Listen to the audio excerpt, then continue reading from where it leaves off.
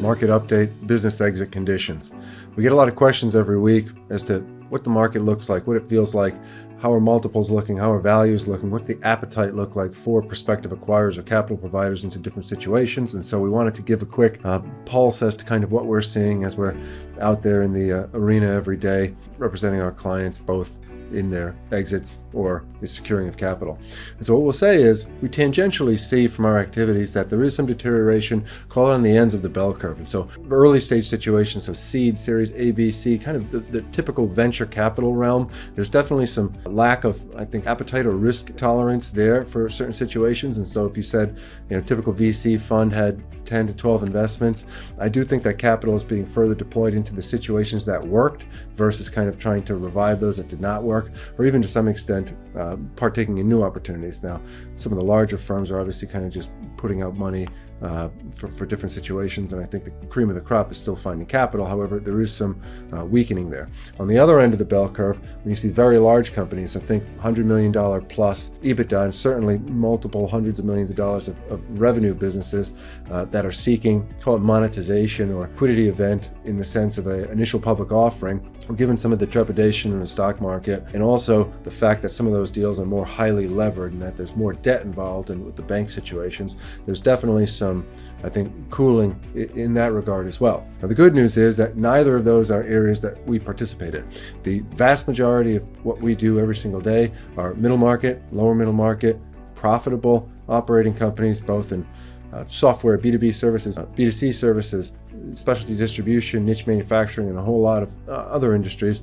But in that space, it's still been very resilient. There's strong multiples are being paid for businesses, and sellers are still finding, and we expect to continue throughout this cycle to continue finding great outcomes for our clients. And so a few reasons for this. One is just the amount of dry powder out. I think the quotes of last year or the year before were $1 trillion plus in private equity that has been raised that needs to be deployed into situations. And so if you're these private equity firms and you're contemplating how best to deploy this capital, oftentimes the less risky means of deploying capital is actually, call it bolt-on or tuck-in or add-on acquisitions for larger portfolio companies of theirs, in addition to new portfolio companies, but versus kind of veering or drifting too much from a style perspective or into other industries. And so the companies that we represent, $400,000 to $4 million EBITDA, privately held family entrepreneur, small investment group owned companies, oftentimes these are tremendous bolt-ons or tuck-ins or add-ons for larger portfolio companies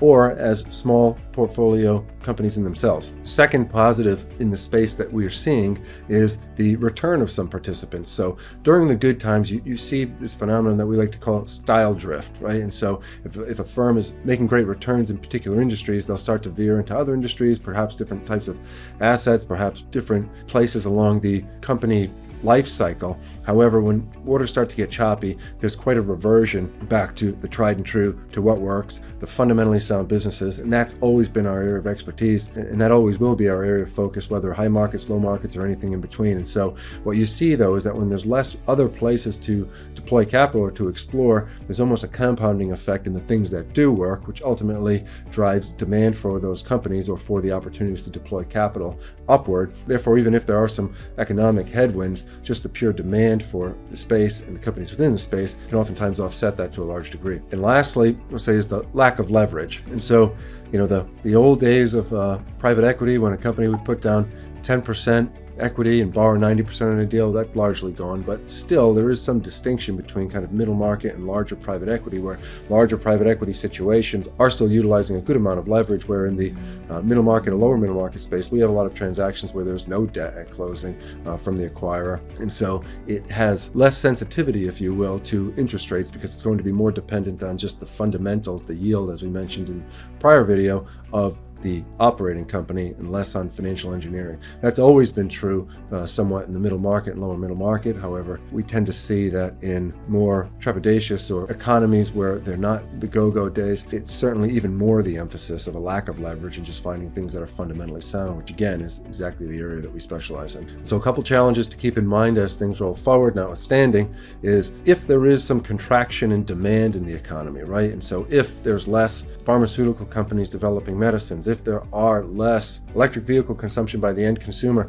these things do have a trickle effect into the real economy, into a lot of the industries that we're involved with. And so if there is that demand that shrinks to some degree, that could trickle back into the EBITDA of some of the businesses that we're involved with, and could have some impact, if you will, on the valuations and multiples that are being contemplated.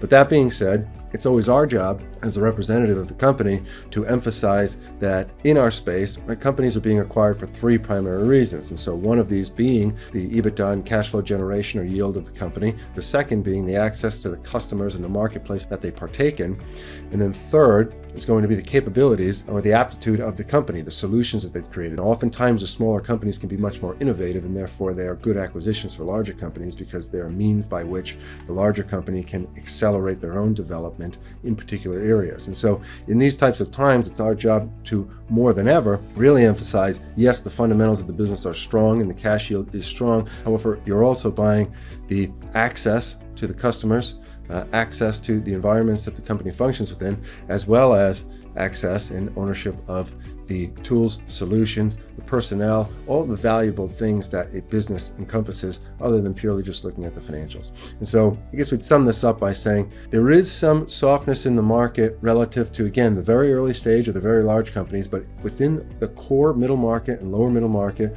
privately held companies, the vast 99.9% of what we work with every day, it is still very strong. We expect it to continue to be very strong. But that being said, we always take the approach of hope for the best, prepare for the worst. And therefore, in all of our engagements, we are making sure that the narratives, the outreach, the information is all supporting all of the elements that make these companies valuable, not just purely the numbers. And therefore, we expect to charge through and be successful, irrespective of what the more macroeconomic environment considerations are.